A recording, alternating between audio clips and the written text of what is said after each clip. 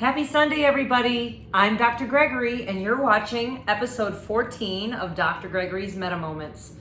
Last week, we talked more about the Metaphysical Anatomy book, and I feel like I've been spending a little more time on that than I have been on the Biology of Belief lately. So I decided this week we're going to get back to the Biology of Belief by Dr. Bruce Lipton. This week's chapter is chapter 4, and let me tell you, it is pretty sciencey. It's got a lot of information about quantum physics and matter, and the chapter is called The New Physics, Planting Both Feet Firmly on Thin Air. And it's basically telling the audience about matter and how matter doesn't actually exist. It's really exciting. It goes back to E equals mc squared, which is Einstein's formula. Energy is matter and matter is energy. So let's get right into it.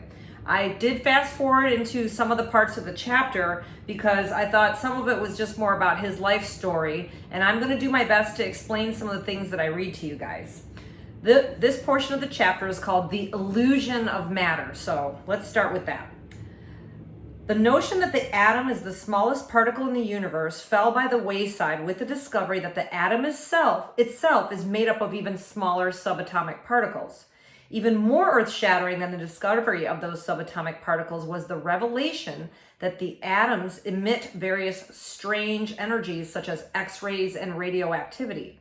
At the turn of the 20th century, a new breed of physicists evolved whose mission was to probe the relationship between energy and with the structure of matter.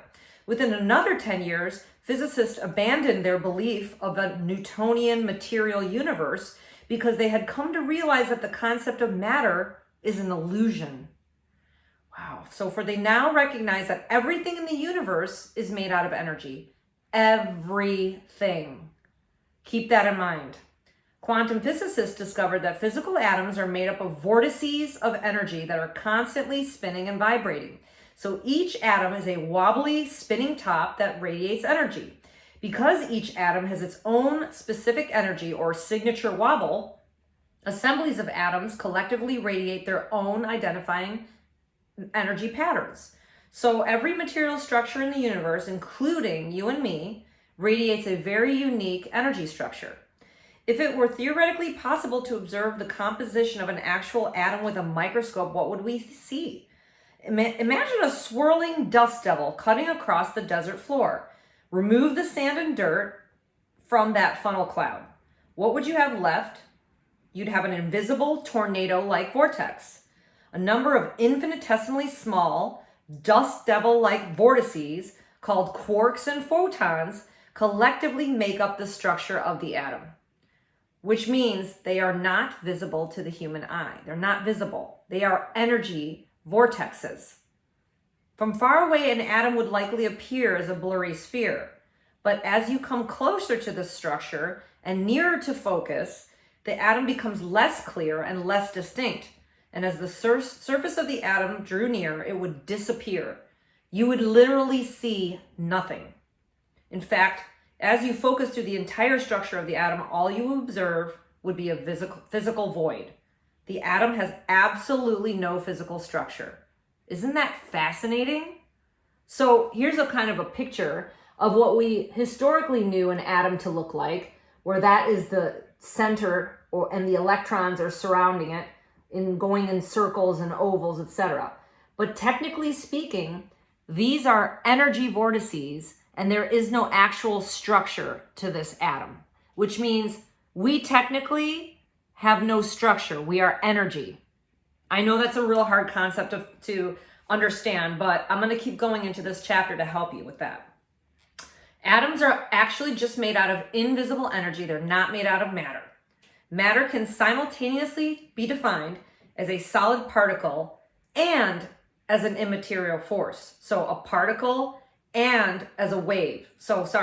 It can be defined as a solid particle, but as well as an immaterial force field or a wave. So when scientists study physical properties of atoms, such as mass and weight, they look at and act like physical matter. But however, when the same atoms are described in properties of energy or waves, that creates a totally different concept. The fact that energy and matter are one and the same is precisely what Einstein recognized when he concluded that E equals mc squared. Simply stated, the equation reveals that energy, E, equals matter, m, multiplied by the speed of light squared, c squared. Einstein revealed that we do not live in a universe with discrete physical objects separated by dead space.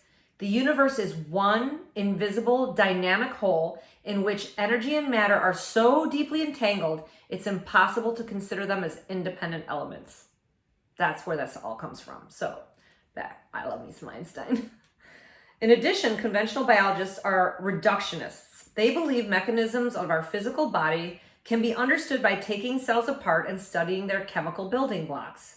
They believe the biochemical reactions responsible for life are generated through a Henry Ford style assembly line, where one chemical causes a reaction followed by another reaction with a different chemical, like a linear flow, going from A to B to D to C to E, as illustrated in the following page, which I will show you.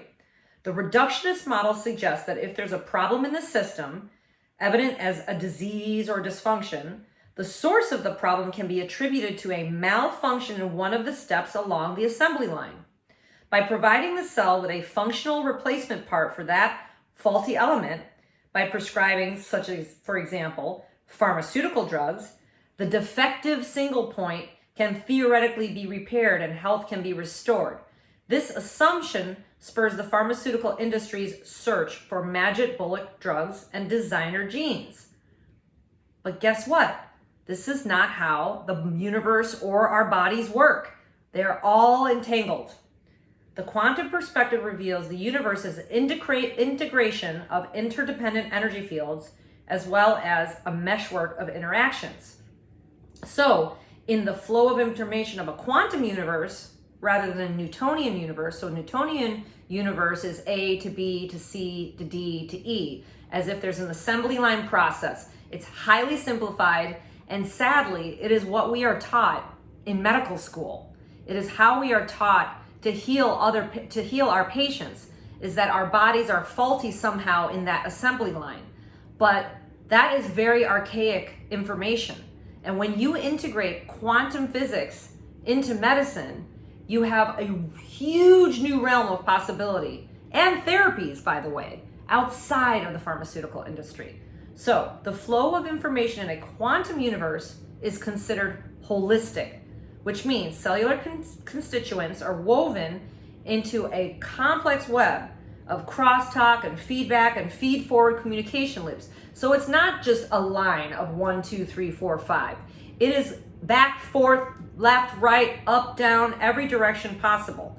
So to adjust the chemistry of this complicated interactive system, it requires a lot more understanding than just adjusting one of the information pathway components with a drug. So if you change the concentration of C, for example, it doesn't just influence the action of D. Via holistic pathways, variations in the concentration of C will profoundly influence the functions of A, B, and E, as well as D. So, this is the great example. Information flow, classically felt to be A to B to C to D. That is archaic, old information, which also means, here you go, the flow of information is highly complex.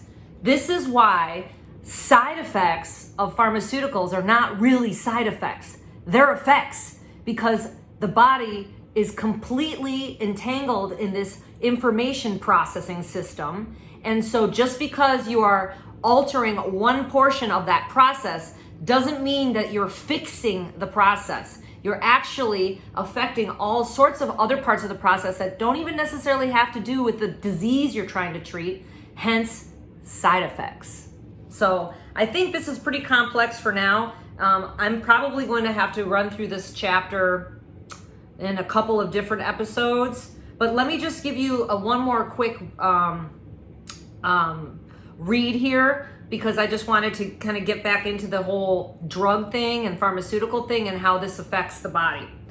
Complicating a drug side effect issue is that the fact that biological systems are redundant. the same signals or protein molecules may be simultaneously used in different organs and tissues where they provide for a completely different behavioral function. So, for example, when a drug is prescribed to correct a dysfunction in the signaling pathway of the heart, that drug is delivered to the blood, but also to the entire body. This, quote, cardiac medicine can unintentionally disturb the function of the nervous system of the brain, especially if the brain uses components of this same targeted signaling pathway. While this redundancy complicates the effects of prescription drugs, it's another remarkably efficient result of evolution. Multicellular organisms can survive with far fewer genes than scientists once thought because the same gene products are used for a variety of functions. This is similar to using only 26 letters of the alphabet to construct every word in the language. So this redundancy allows for the complicated function of a body and also to help protect parts of the body that may have had injuries, etc. The redundancy will help reintegrate that portion of your body. The downside is this redundancy or this use of chemical signals, pathways, etc. in multiple organ systems mean even though you may be taking a drug for a specific organ or a specific disease process, you are actually affecting multiple organs and multiple processes in your body that are actually running in a normal fashion. So that's where your side effect comes from. Pretty complicated, but I really love this chapter. And I'm just gonna have to break it down for you guys in a couple of episodes so that you can see how important it is to integrate quantum physics into the human biology. Thanks for watching, everybody. Love you all.